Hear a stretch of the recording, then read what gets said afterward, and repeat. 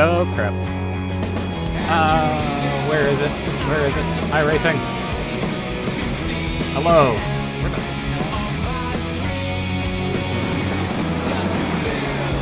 Okay, so apparently the, okay, so something is on top of that. So that should be the overlay. Ah!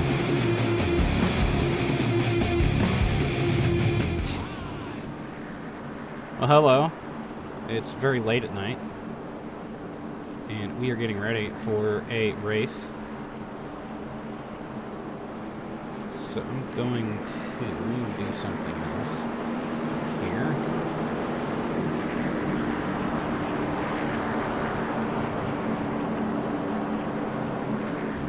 I'll close that. Oh, that's what it was. Okay, now I've got to open it. There it goes. Alright. We're here at the Bullring at Las Vegas. Let's see if we can get things going here. Pace car pulls off. We've already gotten everything put together. Cody Gump is your pole sitter, and obviously Sandwich Singh does not want to stay with him for whatever reason. So that's green flag.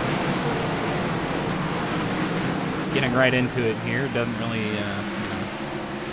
matter if we have any pomp and circumstance, especially this late at night. It would actually be 9 o'clock currently right now if we were on the far west coast, so if Chavez is out there and he wants to join in, feel free to do so. As we can see, Brandon Bent looking to the inside of Daniel Voiles, as there's a pretty big breakaway already at the front of the field. This track is very small. It's under a half mile. 240 laps will be the distance.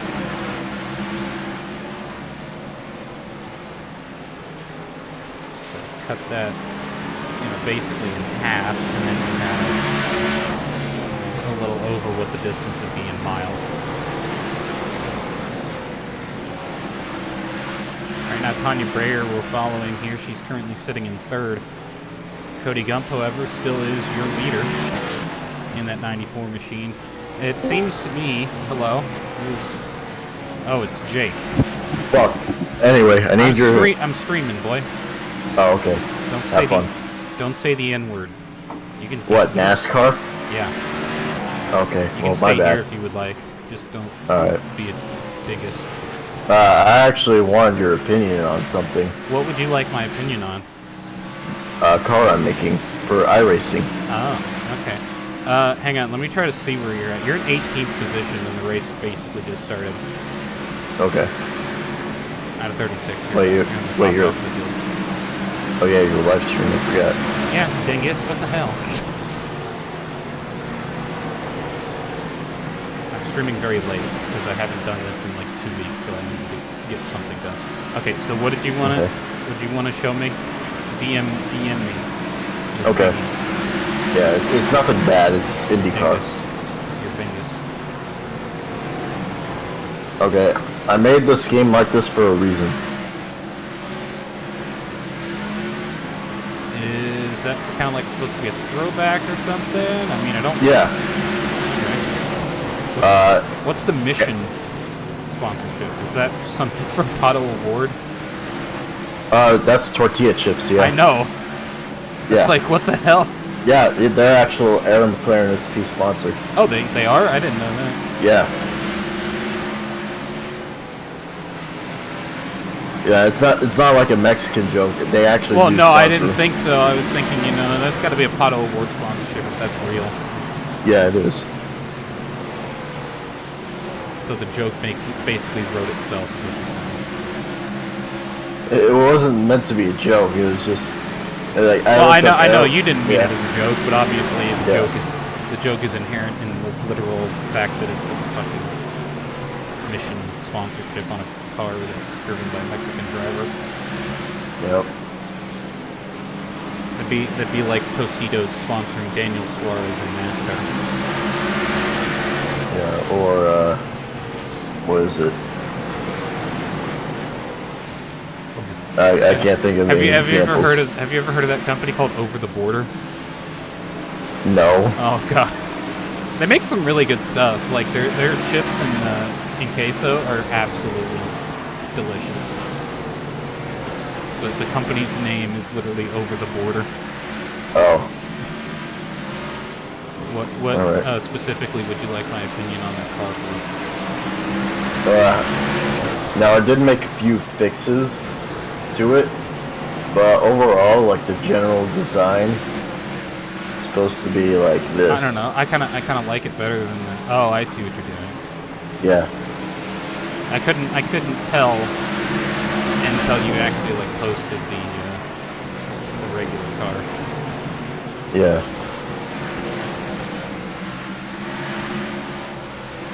Yeah, it's supposed to be like Ayrton Senna, 30 years to the day of his Monaco win. Second to last win of his career. He won the Australian Grand Prix this year and that year, and that was his final. This year, he's dead. Yeah, he's been dead for a while.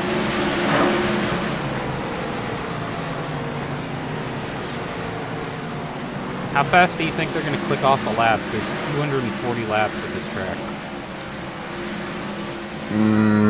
And it's a track that's under a half mile. They're running about 16-second lap times.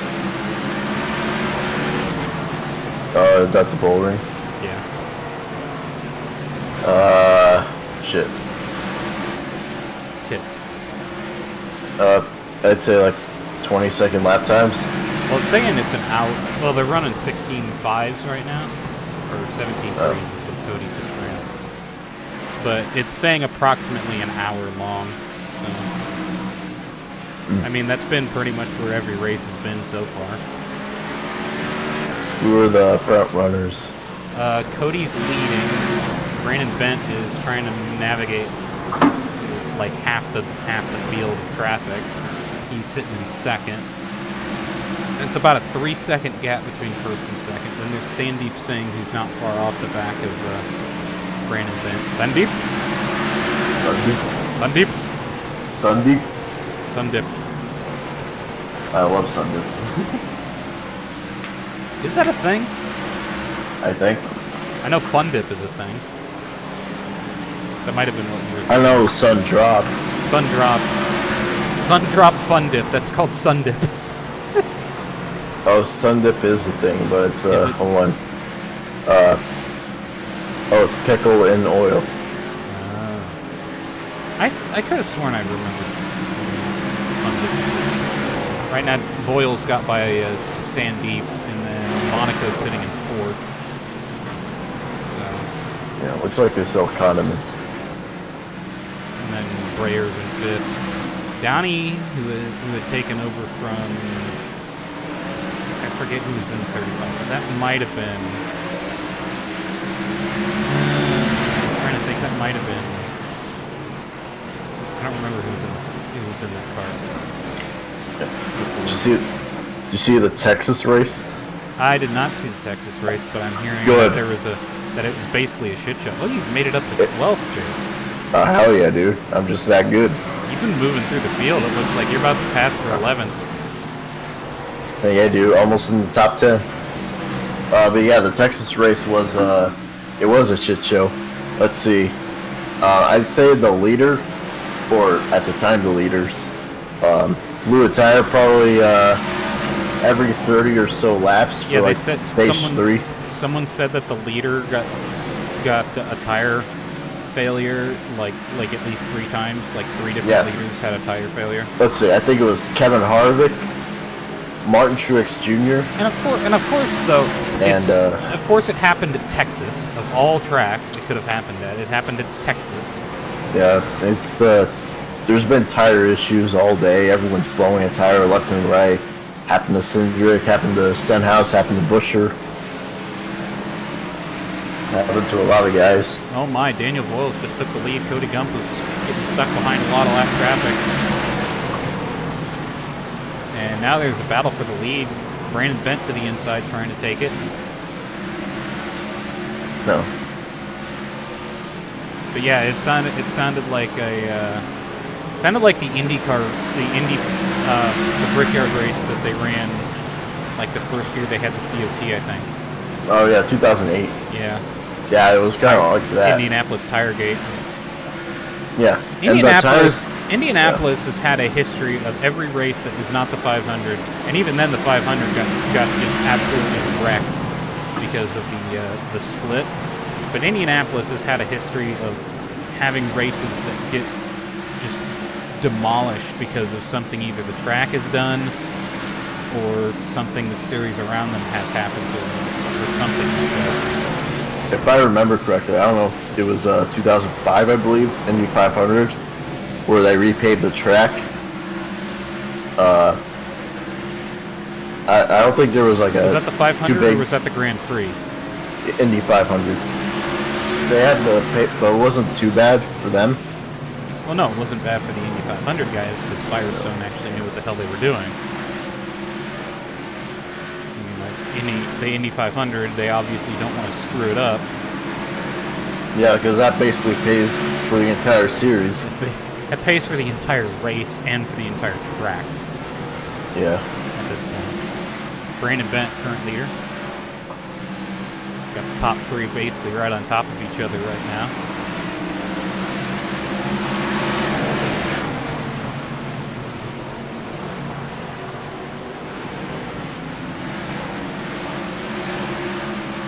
But yeah, that made me think of the Tiregate race and the Indy where it was like every 10 laps or so, someone would either blow a tire or they throw a caution just to see whether or not the tires were dying. Oh yeah, I remember that. I don't actually remember ever watching that race, but I heard about it. Same thing with this one. I watched it back then. You watched it? Yeah, all the way back in 2008. West Texas, yeah. El Paso. Yeah, that race was a complete shit show, and I'm surprised cars finished. NASCAR was surprised too. I think the last Indy race that I ever, the last race at Indianapolis that I ever watched NASCAR run was the one where Casey Kane ended up winning. See, that was 2017. And that awful set of events that ended up preceding that. Oh yeah, that restart line bullshit they had. Oh yeah, so they got rid of that completely. Yeah, because there was a giant pileup in the middle of the front stretch on one of the restarts. Yeah. Now yeah, we're gonna have every car just destroy each other. Wasn't that like caused by Ricky Stenhouse or something like that? I think. I thought Ricky Stenhouse had a hand in that one. Come on, Brandon. I knew Jimmy Johnson caused at least one during that Jimmy race. Johnson's crash was that Dover crash, I'm pretty sure. I think that's what you're thinking of. No, I remember him crashing at Indy that year. Well, he was the leader, and then him and Brad Keselowski, I think, were racing for the win, and then he and Brad got into each other, and that's how Casey Kane ended up getting by. And it was like on one of the and it was like after one of the restarts or something, so Casey Kane now had the lead in like the final restart that they ran.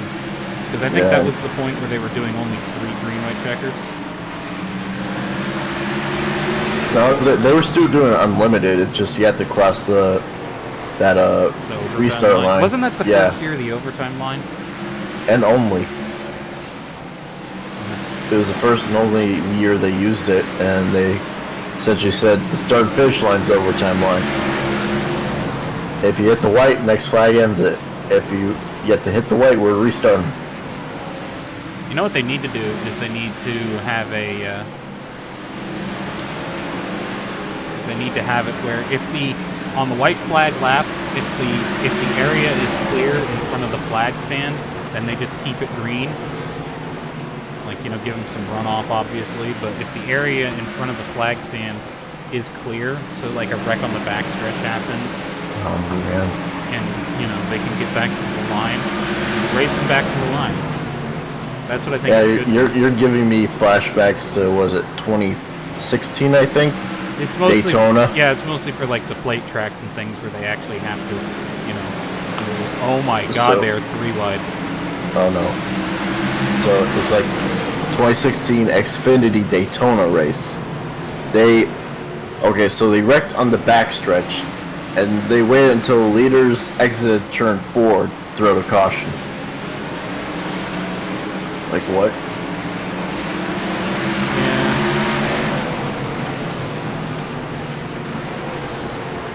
I also think that the lineup, if they do throw a caution, should go back to the last timing loop.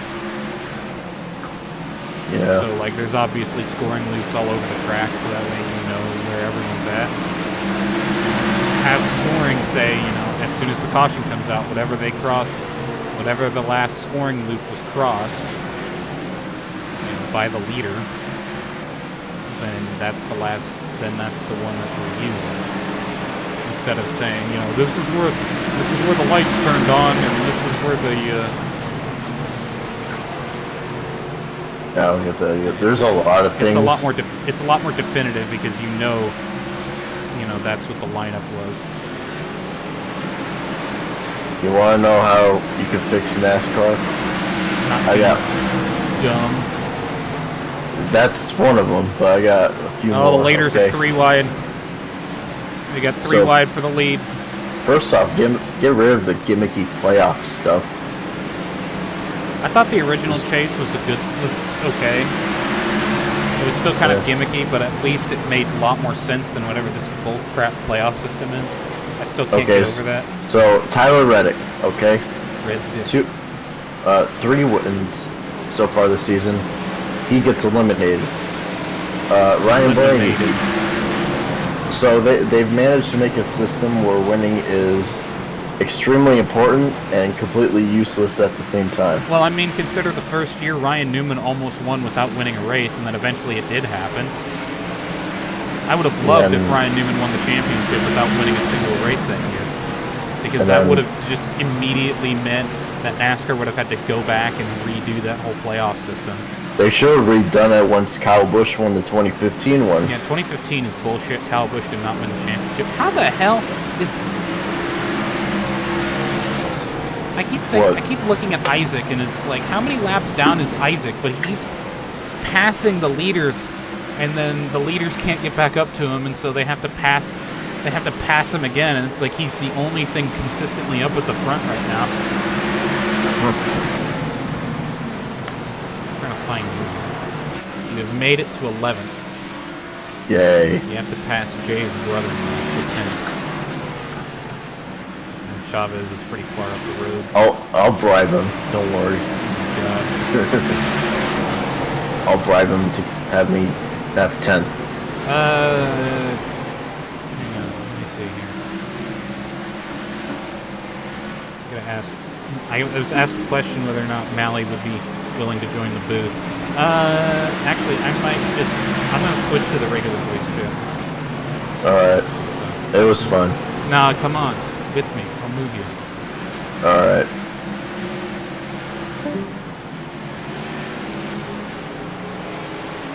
Okay, we're in the regular voice chat now. Now all the people can come and watch and join with us in this absolute idiocy. I don't know what this is. Oh yeah, 2005 Coke 600. Hell That yeah, also Cocaine had- 600. The Coca-Cola 600, where that also had a tire issue. I don't remember that one. Yeah, The only Charlotte race that I know ended up being an absolute shit show was the All-Star race in 2001. oh yeah, where it was so much a shit show that everyone just went to the back of the car. I think it might be raining down there. Yeah, it was like, shit, that's Daryl. where it was like, Daryl. yeah, we made a mistake, so you guys can get your backup cars in. You may have screwed up that one. Hello. Yeah, hello? It's Melly. It is Chris. Are you there? Hello? Hello? Hello? I think I Weird. might have heard you, but I couldn't hear you very well. I don't I didn't see a thing indicate my that. Okay. Well, The battle for the lead is starting to spread out. hello. Hello. Hello. We were just talking about the 2005 Coke I 600. think we were talking about just anything random that we could find out. Yeah. So, I don't know. I just saw Butler say about the 2005 Coke 600. He's like, oh yeah, I remember that race. Butler. Yeah, Oh, yeah. because everyone, it was essentially like 2008 Indy and this year's Texas race. Yeah. Wasn't that the race where? Oh yeah, that was the race where they were popping tires. That's right. And the And then there was a photo finish. whoever was the GM of that track at the time said, you know, the track will be amazing because of some bullshit thing called levitation. And then there was like 20 working cautions. Was that the Indy race? That was the Coke 600, which that was it was 2005. That happened like there was a shit ton of cautions, mainly because of the track surface that the GM at the time of Charlotte decided to go with. Yeah, And then the race ended in a photo finish too. Yeah, and then like a month later, F1 had their fucking shit show at Indianapolis. Oh, at the, God. At the U.S. Grand Prix. You go from one NASCAR race to an F1 race where, you know, tires can't hold up. Oh yeah. It's not like this hasn't been a thing. Like right now, even in dirt racing, you know, there's been what everyone's been just calling in general tire shortage. Because Hoosier, over last couple of years, like couldn't provide enough tires for like the entire country and all of the big series, and plus a lot of people have been, you know, just killing their tires recently. So Hoosier's been kind of people are kind of shitting on Hoosier right now, considering that they've been, you know, destroying dirt tires left and right, which you wouldn't think on dirt would be that big of a deal, but you know, tire wear happens on dirt too. Not a lot of people understand how or why, but it does. Tonight was the Goodyear shit show 500 at the Texas Motor Speedway. It was just like my god. Yeah, I know tires have been like shit all year, but it's like, yeah, Texas was like, you know what, I'm gonna make sure everyone really knows. Yeah, the other thing too I thought was funny is that it's obvious it had to be Texas, didn't it? That track has been absolutely Texas. Nuked. That track has been absolutely nuked to the point where it's just useless. Tell me to bring the bulldozers out and just destroy the track. They remember? Yeah. Do you guys remember when Texas was first built? I wasn't old enough to remember this, but when Texas was first built, apparently it was so bad the way they designed it that they had to completely redesign the entry and exit off of 1 and 4. Yeah. Like because the first race was an absolute wreck fest. Like the transitions off the front stretch, sort of quad oval thing, was so bad that they had to completely redo the track. Yeah, Texas is definitely the worst track we've ever gone to, and like I'm even saying that as a witness to many Kentucky races. Speaking of Kentucky, I heard that it's basically a parking lot for trucks and things. Yeah, it's being used by Ford as their parking lot. So it's kind of unfortunate, but at the same time, Kentucky never really had that much going for it to begin with. I think they should. There was definitely a lot of fans that went there because obviously it was in like a good section of the country where a lot of people are going there. There's kind of there's a lot of room like to the north and like to the west of the speedway, and I had a thought of like maybe they should just turn it into like a road course or something. What I was thinking is that they turned it into sort of a shorter track. But you got all these cookie cutter mile and a halfers or something like that. Shorten the track up a little bit, maybe make it like a purely oval track instead of have, or you know what they could have done is gone to the sort of Homestead or former Atlanta style of racetrack, where the straightaways are both straight, and then the corners, or make it like a sort of an actual oval or something like that. I don't know. There's a couple of things they could do with it, but NASCAR obviously doesn't want to run certain tracks anymore because they abandoned Chicago. Now they're running the street circuit. They abandoned Iowa. They abandoned Iowa Speedway, and they abandoned Knoxville because apparently Knoxville wasn't good enough for them, even though that was one of the best NASCAR dirt races in the last few years that I've ever seen. Yeah, minus the fact that the broadcast was absolutely the Knoxville, they didn't even bother to send hardly any crew up there. You know what they missed? To that truck race. They missed Jessica Friesen rolling in turn 3. Yeah, and they missed. Another thing, I don't think you even know this, but they missed Brett Moffitt riding the front stretch wall. Oh, I did not see that one. Yeah, Brett Moffitt, there's a video of it on Twitter, I think you can find it. But Brett Moffitt got shoved up into the wall on the front stretch towards the end of the race and ended up like sideways riding on it. Like I couldn't believe it when I saw it, and I was like looking on Twitter. It's like, no one saw that? Was I seeing something? And then I saw a video of it on Twitter, and it's like, okay, yeah, Brett Moffitt actually did do a wall ride down the front stretch. Yeah, they so apparently they also fucked him over at the same time. I think, I don't know which of the commentators confirmed that, but they confirmed that that Fox Sports only sent like 2 cameras up there at Knoxville. You don't need a whole lot. Yeah, and they didn't even send the commentary. They didn't send them up to the there. track? No, they did not send them to the track. That's why the commentary missed it. What the hell? Yeah, at that point, you should have just had Tony Bachhoven on the horn and just have him do his commentary at the racetrack.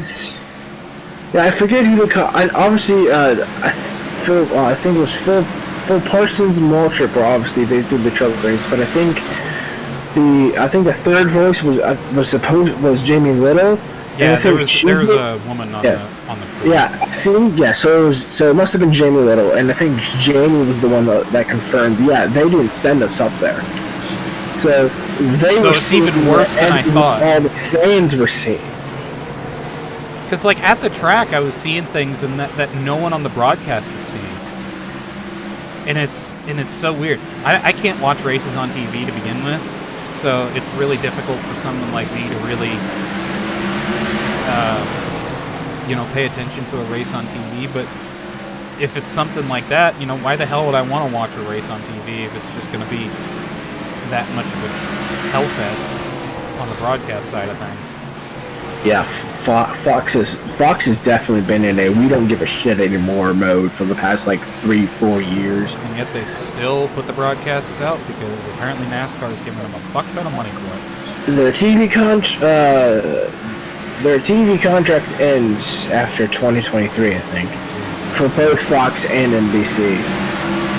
Honestly, even though Steve Letarte, Jeff Burton are annoying as crap, I'd still NBC still does a well enough job. Who does amazing race broadcasting?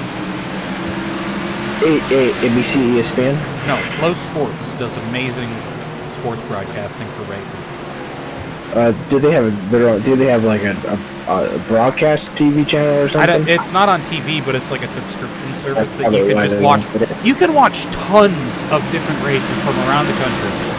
So like each track kind of has their own sort of broadcasting crew. Some tracks they might have a flow crew come out there, but it's so simple because they have 2 camera guys that shoot the entire track. It's kind of like what I've been doing with the race here at the Bullring. It's just been one camera angle, and you can see the whole track, so you don't need more than just one camera angle. You maybe have a couple of different replay angles, perhaps. You don't have just one. You may not have just one camera, but you only need really the one camera shooting the whole track. Yeah, and then you have your broadcasters. You either have a crew that does a series on the TV broadcast of things, or you have, the track broadcasters.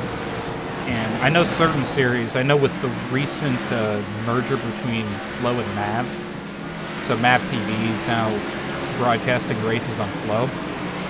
That's another thing too. You get Mav TV to do some of the broadcasts and actually have that be not a pay-per-view channel, or maybe not a pay-per-view, but like a pay channel on TV.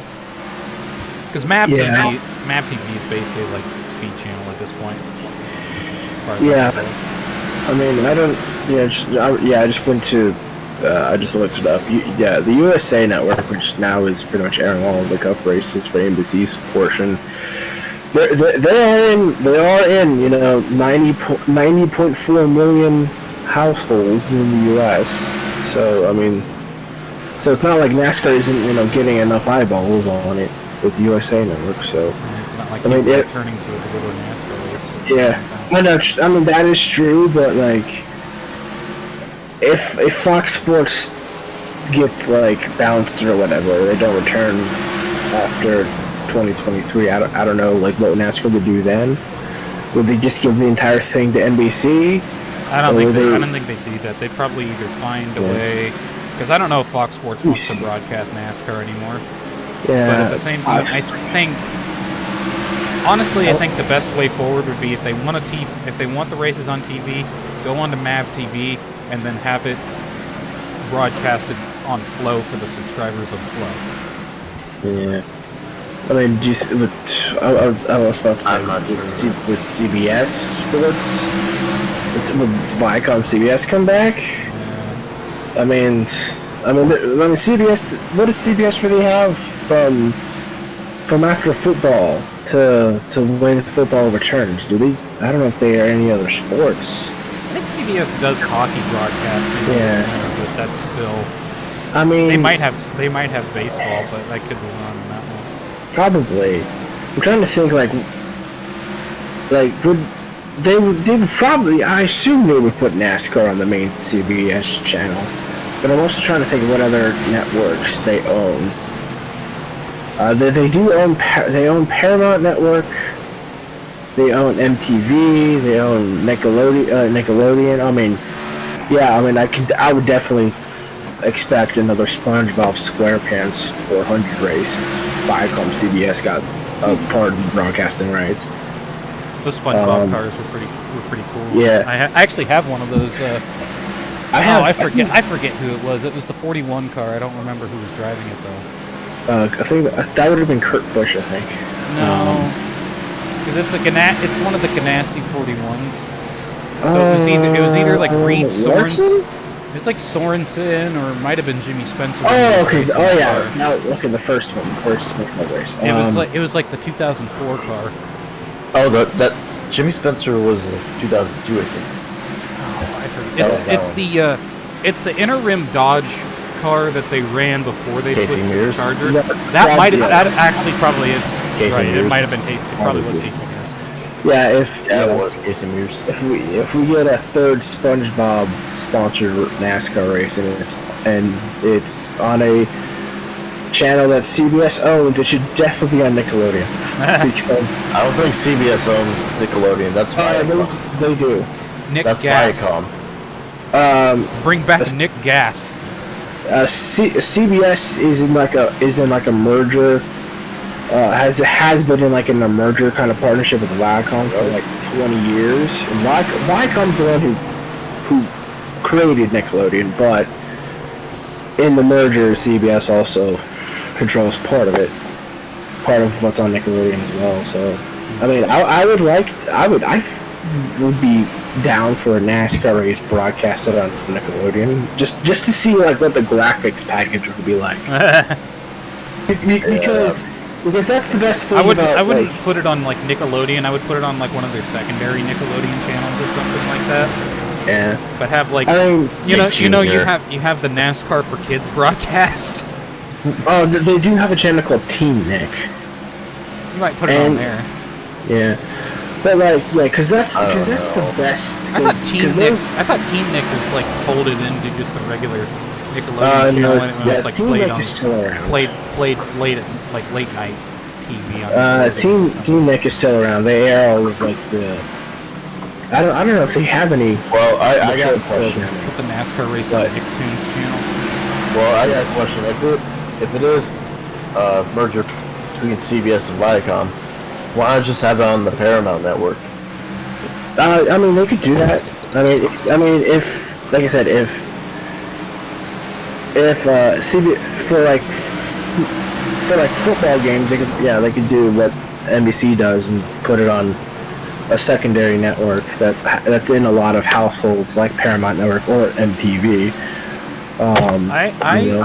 I honestly still think that MAV TV could do the Trucks and but then Xfinity. NASCAR agree to it though. That's the big thing. Well, yeah, NASCAR would have to agree to it, but MAV TV could do Trucks and Xfinity, and they could do like Canon and ARCA, because they already do Pinty series on Flow. Well, Pinty's, Canon and ARCA Pinty's, could make sense. I'm saying, sure about like, the Trucks. I'm not saying do it with the Cup Series, because NBC owns the Cup Series rights, don't they? NBC owns half of them currently. I'd say NBC has probably done a better job at doing They racing have. broadcasting in general. They have, but the weakest part of NBC's broadcast is Steve Letarte, Jeff Burton, and sometimes Rick Allen. Well, I mean, you Right, have your to come broadcasting crew, but that's Yeah. that's not the same thing as they at least show you what's going on during the race. Yeah, they do. I mean, for me, I really enjoyed when Dale Jr., Dale Jarrett, and Kyle Petty were doing the commentary at Darlington. Because that was a good threesome they had up there in the commentary booth, and I wish that Some in the commentary booth. you know what I mean? Because I wish that became their permanent three-person commentary team of Junior, Kyle Petty, and Dale Jarrett. Yeah. Also, Denny Hamlin's been going after NASCAR on Twitter for what happened between him and William Byron. What's going on there? I'm assuming there was like a spat at Texas between those two. No. What happened in the race? What happened in the race was Denny Hamlin ran William Byron up into the wall, and so then under caution, William Byron spun out Denny Hamlin, and NASCAR admitted they didn't see it because they were focused on what happened with the caution. How do you not see that? He's right. He's right. That was just. Yeah. That I was. don't know. And they penalized Hamlin. They penalized Hamlin for that? Yes. Yeah, they sent him to the rear behind Austin. It was exactly like Montreal in 2007 when Marcus Ambrose dumped Robbie Gordon under caution.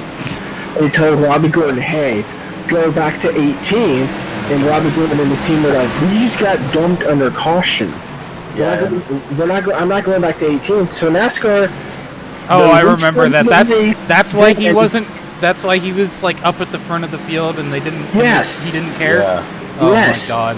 Okay, yeah, I would be kind of pissed too if that was the thing. If that was the thing that happened. Actually, that makes me think, because we had a league race. We were doing. I think we were doing winged sprint cars 360s at Lernerville, and some guy. This wasn't that he got dumped, but he like went off the edge, like after the caution had come out, and iRacing put him to the back of the lead lap car field, and he was bitching at us because we weren't going to mess with it because that's not how we run things as far as adminning is concerned.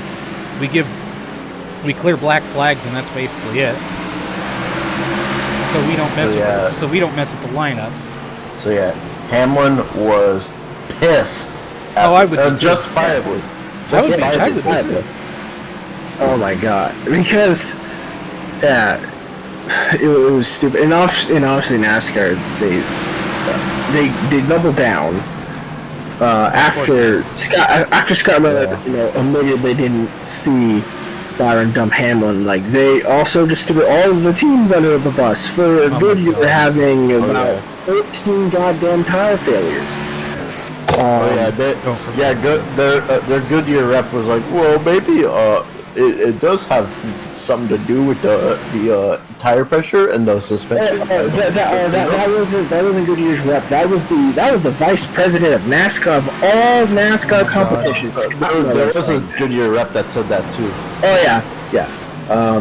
I remembered. So yeah, that was just.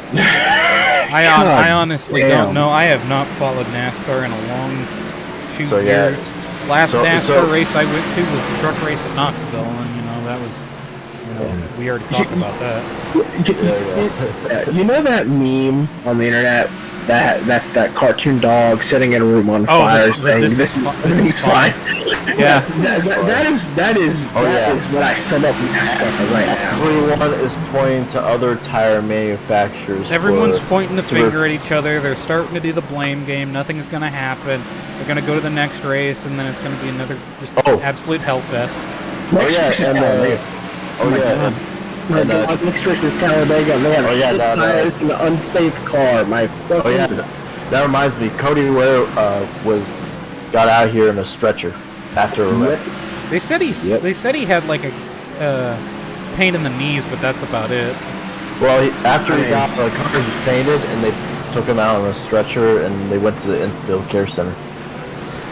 I mean, why did they? Okay, here's a question. Why did they not decide to partner with V8 supercars and make the next gen car basically the same as the next gen supercar, instead of trying to go on their own and build their own thing? Because that is what we call a smart idea. Because supercar NASCAR leadership doesn't do that right now. Because the current Cup car is basically that of a V8 supercar with less downforce because it doesn't have a giant wing on the back. That's basically the difference between the current day supercar and this current day NASCAR Cup car. Oh yeah, Mally, did you see what Ty Gibbs did on pit road during the race? Oh yeah, I saw the video of him door slamming Ty Dillon. Oh, I thought he was fabbing in the car. And they almost run a couple of NASCAR officials as well. I've not trusted Ty Dillon. I've not trusted Ty Gibbs. I was gonna say Ty Dillon or Ty Gibbs as a driver after what he did with at Martinsville, Sam Mayer. It's like, my God, dude. This dude needs to mature more before he needs to consider the Cup Series. Honestly, what needs to happen is I think there needs to be a super late model series that starts to threaten NASCAR. Because if a super late model series that goes national starts to actually threaten, NASCAR's, whole identity, then they might actually decide that, maybe we should start figuring some things out. Or maybe we have the SRX try to rival NASCAR in a little bit. SRX is not going to rival NASCAR because it's a completely different series. The whole idea behind SRX is completely different to NASCAR. Yeah, honestly, the only way we get any sort of rivalry to NASCAR in the form of motorsports that they compete in is if Kevin Harvick, Tony Stewart, Denny Hamlin, who are all 100% definitely pissed off at NASCAR right now, even though Tony Stewart hasn't been vocal about it. He probably is. If they all just talk with each other and decide, let's just make our own fucking series, they'll probably get a lot of people to follow. Kind of like what Kyle Larson's doing in sprint car racing. Y'all remember Atlanta 2008 with Tony Stewart's rant about Goodyear? Oh yes. I don't remember that. Well, it's where I assume that it's not. You'll jog my memory if you play it like a clip. Okay. Oh yeah. Hold on. There's a video. I'll send you it. Yeah. It's like Tony Stewart was going off on Goodyear. He finished second in that race, but. Yeah, and Stewart was like, "Hey, we should definitely get." Yeah, Stewart also was like, "We should definitely get Firestone back." At the end, he was just like, "Hey, let's bring Firestone or Hoosier here," and it's like they shouldn't be making race tires. And he even said, "I'm not even sure if they should make road tires as well." I don't know if you want Hoosier to come back to NASCAR because they're having Like I said, they're having so many problems on dirt cars right now. This was 2008, so it was 2008 when Hoosier was actually, I get it. General Tire, they're making a good. They're making a good tire for the ARCA cars. See, that's the thing too. ARCA was sort of NASCAR's closest thing to competition, because ARCA was a different thing, but it was also considered, wasn't that also like NASCAR West? NASCAR had two. They had the K&N East and West. Okay, K&N West. And then when NASCAR bought ARCA, they just renamed the K&N series to ARCA West and ARCA East. I think they need to just drop the ARCA name, go back to the NASCAR East West and the NASCAR Junior National Tour or something. Yeah, because ARCA was all three series. ARCA was its own thing. It's sad how much ARCA has fallen. Like, think about it though. ARCA Midwest is still really good. Unfortunately, I didn't get to see the ARCA Midwest race at Hawkeye Downs, but that's neither here or there. I think they might be. If I look it up, I might be able to find it on my Flow or something. Okay, so Jake, you've definitely watched more truck races than Rick.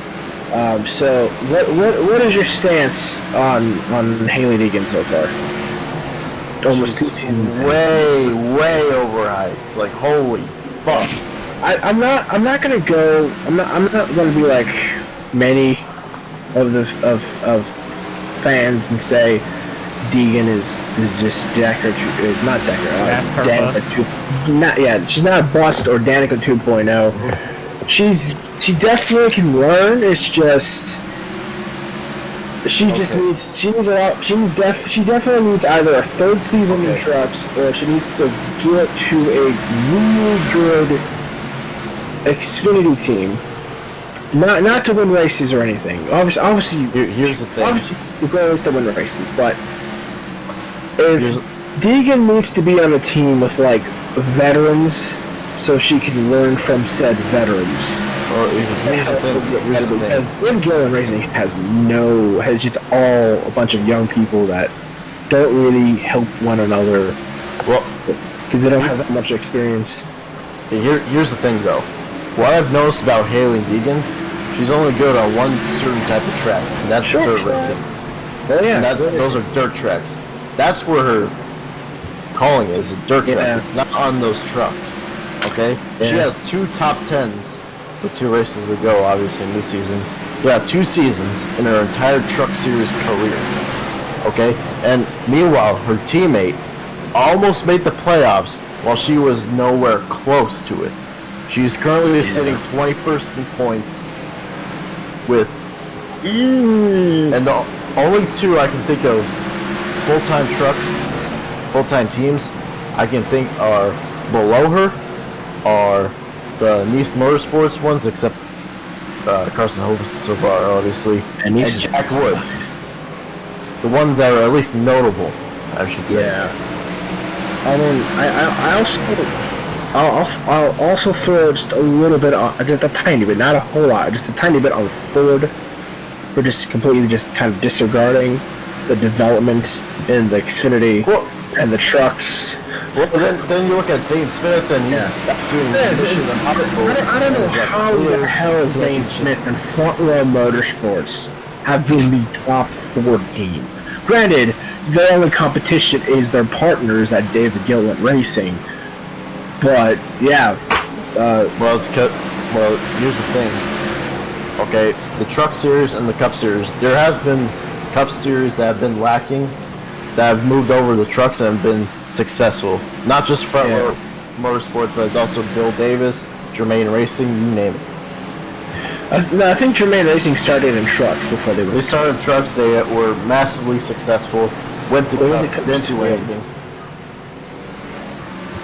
Yeah, I've had because I've been thinking, okay, if Hailie moves up to Xfinity, which she should not do until probably like 2024 at the earliest, but if she does, my thought was like, who's she gonna drive for? I don't see Stuart Haas opening up a second car. I guess maybe they could talk to Ryan Sieg, who doesn't have anyone doing full time in his 38 car, but throwing Haley in there if she's gonna stay with Ford. Haley Deegan in Ford is kind of questionable at the moment because there are rumors going around that DGR Crosley might make the switch to Toyota because they're losing KBM. I kind of want to see what Haley could possibly do with Chevy. Well, because we know KBM's going to Chevy. I don't know if Kyle Busch would sign me. Here's the thing. DJR Crosley has been proven if you get a good enough driver in that team, he can go to victory lane. Deegan is nowhere close to that. Ryan Priest went to victory lane. Todd Gilliland. Yeah. I mean, Tyler Ankrum. Oh. Yeah. Do you think Landon Castle, who's the only college driver who didn't make the Xfinity playoffs, do you think he gets bounced after this year? Yeah, it's more sponsorship than anything. Because the sponsor Voyager filed for bankruptcy. Who replaces Castle then? Someone coming up from the pipeline, probably. Hocevar? I was thinking either Hocevar. No, is there anyone good on like GMS in the trucks? Grant Enfinger, but I don't know if they're gonna go. They're gonna go. I don't. Yeah, they're gonna get Enfingered, Jake. Get Enfingered. Yeah. Or think outside the box here. Who's kind of young, looking to make the jump off, so to speak. I'm looking at the list right now. Raja Karuth, maybe. I don't know. He's shown some promise, but not enough. But he probably when it comes to Matt Collick and Justin Marks, like those are owners that I feel like you just don't know what the fuck they're gonna do. Because all the other owners you can kind of pinpoint who they're gonna go for, but yeah, Collick and Marks, yeah, you have no idea what the hell who they're gonna sign. Usually the sign and that's why I like both of them. I was gonna say usually because of how wild cardish they are. Usually the sign of a good team owner is that they can do something out of the box and have it work. Yeah. Do you think AJ Allmendinger should go back to Cup and run full time for Collick? Yeah. He would definitely make probably round of 8. Oh, that's a stretch. I mean, I could see. I mean, if NASCAR and Goodyear don't do a damn thing after all the shit that's happened this year in the Cup Series, yeah, I could see Allmendinger making the top 8 because even with all the cards fall into place for everyone, I don't think. I mean, they could be a chase contender, yeah, but but round of 8, that is that is a stretch. It would be I say that because of Collick is good on super speedways. Talladega is in the round of 12. And obviously Allmendinger is god on road courses. So there's the Charlotte Rover in the round of 12. So I mean, yeah, I wouldn't lock him in for the round of 8. I'll give him probably a 50% chance to do round of 8 because of those 2 tracks being in the round of 12. Well, that's if he makes it to the round of 12. It would also depend on who else. If all their cars worse than the 6. You'll need a good team, a good driver, and a good amount of luck. Yeah. So, do you think? Sometimes you need basically everything. Yeah. So yeah, you'll need everything. Sometimes you'll just need a stupid amount of luck, like Austin Cedric did.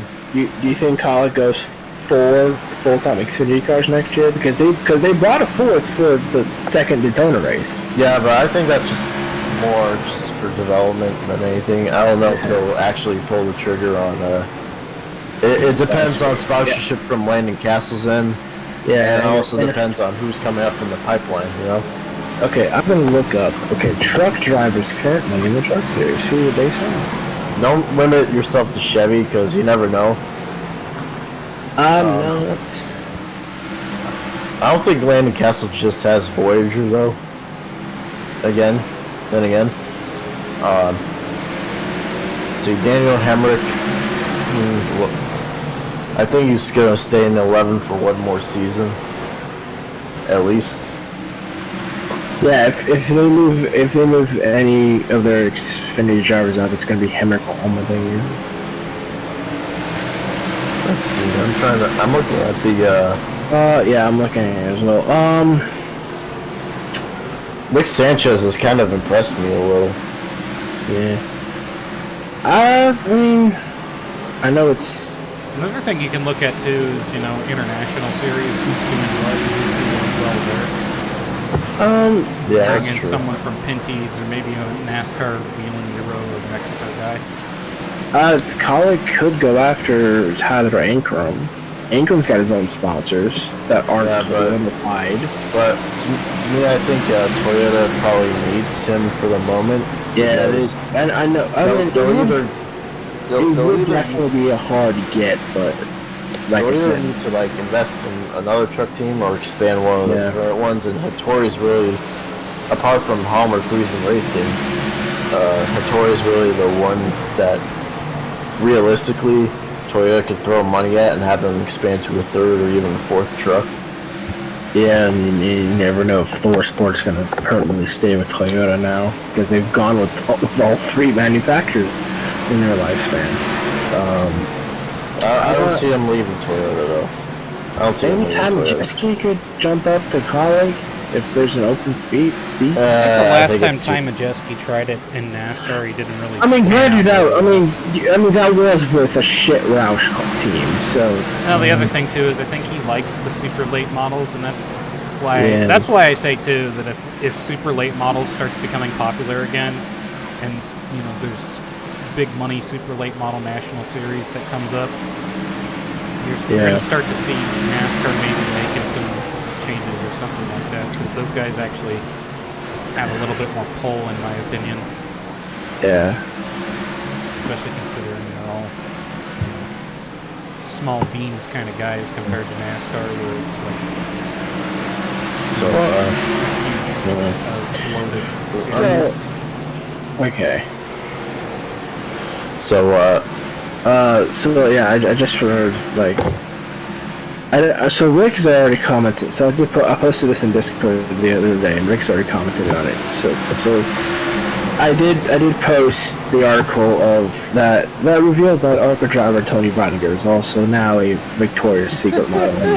Yeah, that's. And I was surprised when that happened because they're like, wait a minute, since when was NASCAR drivers in that kind of field even? Oh, it's also rumored that she's also dating Noah Gregson. What the hell? Yeah. Oh, yeah, I mean, there was a picture of the two of them together. It's like the unholy trinity right there.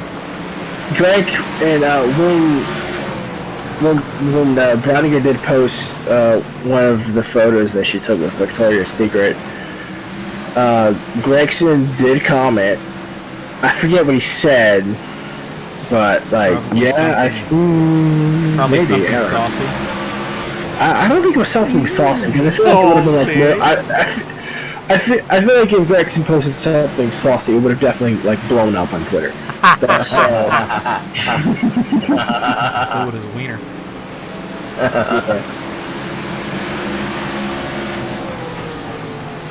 Anyway, Cody Gump has lapped up to 5th place. Lapped up to 6th Meanwhile, place. the race here. The actual race going on right now. yeah, actual race. It's been uneventful. I'm sorry. So yeah, It's been kind of also, uneventful since for a while there. The leaders are actually battling each other. So Yeah. Jason's falling back to 16th position. How could you? motherfucker. Anyway. So the one car is coming back to Will Power next season. Will Power's going to use for one. He might use the one. He used it when he won the championship. But he didn't win the championship. Previous time. The previous time he won the he did win the championship. Did he win the championship? Yeah. I thought it was Alex Palou who won the championship. No, that was last season. I know, but I thought he won it again, and I was like, okay. No, it was Will Power. I mean, if he uses the number one, I mean, it makes sense. Wouldn't be the first time. Formula pun One intended. needs wing numbers. Change my mind. They do. I Agree. won't change your mind because I agree. They need the numbers on the They wing 100% sideboards. need it. Do you think Formula One will allow Andretti to join the grid? Fuck no, they No. won't allow Andretti. They won't allow Colton Herta. They don't want IndyCar anywhere near F1 because they understand that IndyCar No. is becoming, one of the best open wheel racing series Mhm. in the It- world right now. It costs like 1% of a Formula One team's cost to start an IndyCar team. Like, Yeah, and if you'll you start need- an IndyCar team, you're more guaranteed to actually do somewhat well. Yeah, because they're all spec. Like, you could probably change some aerodynamic features, but that's about it. I think the only thing you can really develop on IndyCar is the shock dampers. Yep, that's true. The dampers on the place. So, Because everything So, else yeah. is basically bought from Dallara. so yeah, Team Penske next year will have the 1 car, the 2 car, and the 3 car. What are the odds? I do think that IndyCar. I don't know if this would be a good idea, but you take the same Dallara safety cell that you can build, the aero out on your car, however the hell you want, kind of like how they did in kart, where a lot of guys they bought the chassis and then they built the car around it. I don't know though. I think it would be interesting, but I think it would take away what IndyCar already has. Yeah. Remember, everything's spec. Yeah. I'm gonna say this live for everyone, for all 5 viewers probably watching. I think do it's not just you and think. Jake that are watching, but Okay. it'll be Yeah, available I- as a VOD anyway. I do not think there'll ever be another woman driver in Formula What makes you say that? I don't know. I just feel like because of like how difficult it's been. Because I don't see I any don't- of the I don't know if I don't see any of the WCH drivers going anywhere near Formula 2 or Formula 3 because no one's going to sign them. Well, Unless they having bring a ton of money with them. having drivers like Tatiana Calderon in Formula 2 and IndyCar not doing shit, kind of discouraging. I do. The problem I find, I've seen, and this is just anecdotal, but I've seen plenty of women drivers doing well at local dirt tracks and things like that. I'm not saying but they can't never, do well. And I think I've seen, even at the national circuit level, do well on short track racing and things like that. The thing about road course racing is it's completely different in the fact that you have to have a lot behind you from the get-go. And that's what I think really kind of screws with the talent pool. And especially considering women really don't want to be race car drivers. There's some that do, and I'll give them that. But, most women are not really racing fans, if you think about it. Yeah, but more. You sort of have to Yeah. cultivate it. You'll sort of have to cultivate it a little bit. They come from a family that enjoys racing or something like that, and has the means to put them into it. Yeah, women lean more towards doing sports because it's a lot easier becoming an athlete than it is becoming a racing driver. Well, the other thing too is that at the lower levels you have to really. At the lower levels of racing, you have to work on the cars yourself. You can't just get away with, Yeah. someone building a car for you. Some people do that. Some people can get into it that way. But most of the time, you're going to have to work on it yourself or have one of your parents help you with, putting it together. Like my own car, I have to put it together myself. I still haven't put the engine in it because I'm a procrastinating dumbass. Yeah. So, I could have had a working car a long time ago. when it comes to athletes in sports, all it is just you. In most sports, but in racing, it's not just you, but also the car and the crew behind you. Yeah. That's the main difference between. I think apart from women. the obvious. I think women have the most chance to be successful in motorsports. The only problem is, there's not many that want to get into motorsports, and then even then, out of that pool, how many do you think could get to the top level of motorsports? Not even Also- how many men? Oh, pit stops. Yeah. Is it like pit-stops? how many men? Yeah, they're Okay. coming in for the one pit Alright. stop. They've ran 218 laps without pitting. And now look at it. Yeah. Also, I feel, also when it comes to the American motorsports, I don't know if this definitely plays. I don't know if this plays a role in it, but obviously there's a lot of team owners in both IndyCar and NASCAR, whatever series, that obviously lean more towards the red side. And with all I don't think that really plays into it. Though, Okay, yeah. because- I don't think that really plays into it though, because there was a track championship. There was a track champion at one of my local dirt tracks who was a woman. No one really cared. They thought, yeah, okay, cool. She did everything right, and she got the track championship. So I don't think that's the issue at all. I think it's just more Due to lack of interest, really. yeah, lack of interest. Because you think of it too, iRacing, is somewhat easy to get into. Sim racing is somewhat easy to get into, and you still don't see that many females racing on iRacing and doing sim racing stuff. Yeah. It's just a turn off. Well, this I don't it's male. know. It's testosterone like cars. The stops around my cars, just What do you think? Do you hate NASCAR's playoff system? Yes. I hate it. I also hate their fucking charter system. Playoffs and the charters can die in a hole. Anything that came out of the Brian France and Steve O'Donnell era of NASCAR ownership needs to just die. Yeah, it's gonna take a while for that to happen. Steve O'Donnell's still part of NASCAR's I think so. Yeah. Yeah. It's just obviously they're trying so hard to be like the NFL and NBA with the playoff system. They need to try harder to be a big, a popular motorsports. Yeah, money has gotten into the heads of NASCAR owners for too long. And they need a real kick in the pants to figure it out. Mm-hmm. There's a reason why sports like IndyCar and Formula One are growing bigger. Well, F1 is pretty heavily money based, but they lean into it pretty heavily too. They lean into being an actual motorsport and not some WWE rip-off with cars like NASCAR is. Because F1's kind of becoming a sort of WWE rip-off. Yeah, they are, but like Drive to Survive and stuff like that. Yeah, I mean, I forget which of the NASCAR higher-ups said that, but one of them said like they do have a main focus on sports entertainment. That would be which is what professional wrestling uses. I think that's Marcus Smith has used.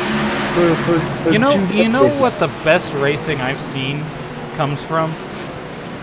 Short tracks and local racing series. Because they actually care about. Well, they actually care, and plus they don't have the disposable income to spend it on retarded things. Yeah. They have to. They have to create a good racing product for people to actually come and watch. Yeah. If you create a product of racing that's actually decent, then people will come and watch, and they'll give you money, but they still have to figure it out.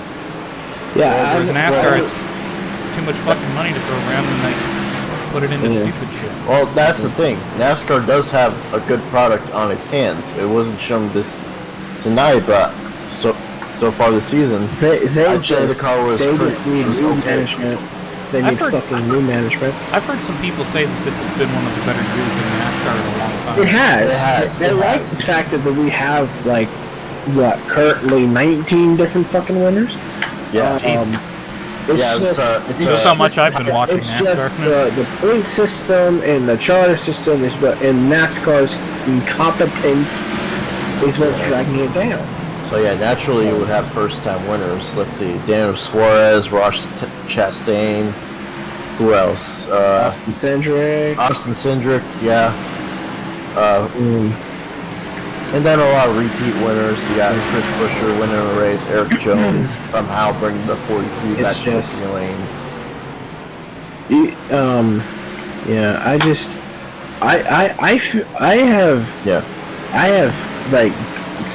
I have felt kind of. I felt sad knowing seeing like every single Cup race like have less cars than the goddamn Xfinity. Not the goddamn. I won't say goddamn. I'll scratch that. Than the Xfinity series. Like the Xfinity series has had cars pretty much having to fail to qualify pretty much every single race, and they've had way more car. They've had more cars than the Cup Series. You know why? Because The charter system. Yeah, the charter system. They make it. They force the team owners to spend now. Well, NASCAR doesn't force them, but the charters have climbed up to like $20 million, and yeah, they've made it a pay to play series. They've officially made it that, and it's very unfortunate. I always bring up 2015, the last year before the charter system. For over half the races, there was more than 43 cars that showed up, and so granted there was a sizable number of bad cars at the time, but we still had, it wasn't like the Cup Series was like on life support for teams. Like there was definitely more than enough teams. There was 43 full-time teams. Royals takes the white flag. Yes. Randall Voyles wins the iRacing race while we chat about this. Cody Gump was the only car that actually ended up taking a pit stop, and so Daniel Voyles inherited the lead and will come across to take the win. Yeah. 240 laps of non-stop racing. My God. Yep, no cautions. Oh, race for second. Tanya Breyer almost lost it to Brandon Bent. Yeah. Get bent. Brandon Bent. And Cody Gump finishes fourth, Gavin down in fifth place. So, it really, the reason why you don't see a lot of uncharted teams is really because it doesn't really make any financial sense. And there's only 4 spots for them. Right, but they don't show up anyway because, like I said, it doesn't make any financial sense. A lot of teams might say, oh, look, there's no uncharted teams this week. Let's go throw our hat into the ring. On Dale Jr.'s podcast, there's a video on YouTube about him and Denny Hamlin talking about that, and they're both like, how the hell can we make them actually want to show up? We should make them want to show up, but what are we gonna do? Yeah, get rid of the charter system. That's what you do. There's been 1, 2, 3, 4, 5, 6, 7, 8, 9 open cars that have attempted a race this year. So it's not like we've had 0 or 1 or 2. It's just they just see no reason to show up. They're mostly at the 500 and road courses. Yep. So would you guys like to know the results of the long ass race without any pit stops or cautions? Lay it on me. All right. So Daniel Voyles went from 3rd to 1st with a victory. Cody Gump unfortunately went from pole to 4th because he had to pit with like 15 to go. Tanya Breyer takes 2nd. Brandon Bent's 3rd. Gump is 4th. Downey 5th. Chavez takes 6th. Sandeep Singh in 7th. Trace Howard 8th. Eric Monaco 9th. Matthew Proctor, also known as Jay's little brother, is in 10th.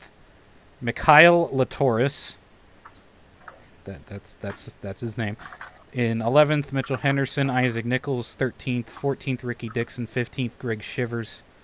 16th is Jake. 17th is Jay Barker. 18th Sam Verbeek. 19th Andre Martinez, Arian Azad 20th. Stavanoa in 21st. Juan Garcia 22nd. Stuart Gratton 23rd. He's not even on the track anymore. Zach Staines 24th. Kyung Hee Lee is in 25th.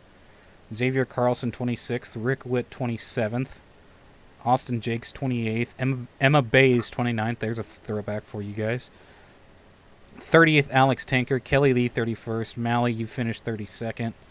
With Rhodes right behind you. Yeah, it was not a good race for you. You had a good race. You had a good race last time, but it wasn't good this time. Samudio 34th, Ryan Reed 35th, and Bob Schwepka finished last. 11 laps down. Jeez. That's a lot of laps down. Allison Yeah. Rhodes was 10 laps down. God Hell, damn. I was even 6 laps down. Yeah, Daniel Voiles somehow managed to pull off the win. I'm noticing there's a consistent pattern of how the AI is given, because it's all random. The way I have the AI set up is that it's set to be random, or at least that's what I assume it's set to be.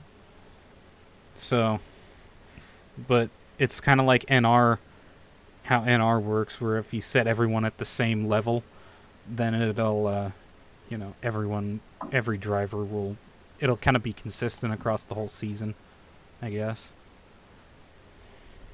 Now onto the point standings. Yeah. To see how that all shook up.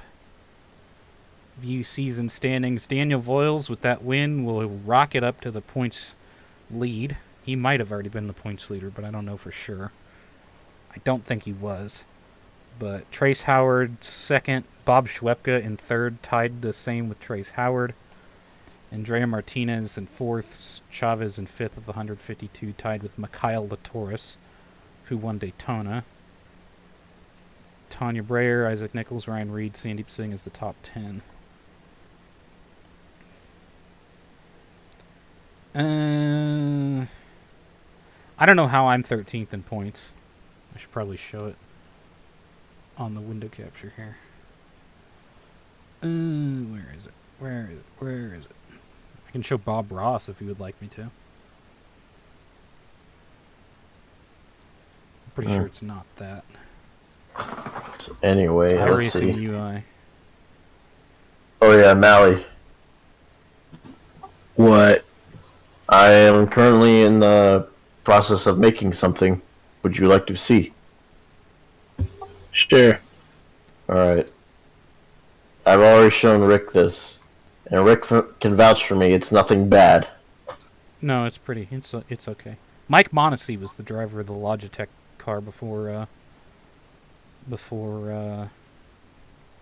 Christ, is he that far up the point standings? Jesus, he's went from last two races in to 11th in the point standings. Damn.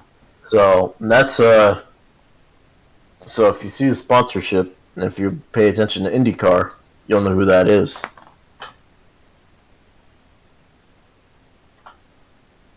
I don't So know. Mally, you watch IndyCar, right?